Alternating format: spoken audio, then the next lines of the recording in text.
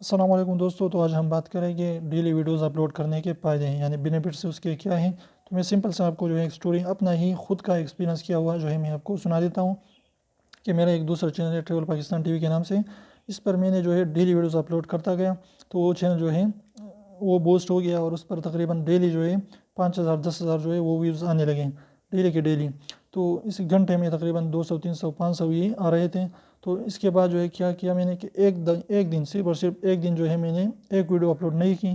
कल मैंने क्या देखा कि उसके जो व्यूज़ हैं वो तकरीबन 500 600 तक आ चुके थे। तो इस तरीके से जो है अपनी डेली वीडियोस की जो है अपलोड करने की ताकत जो है अपनी जान ली।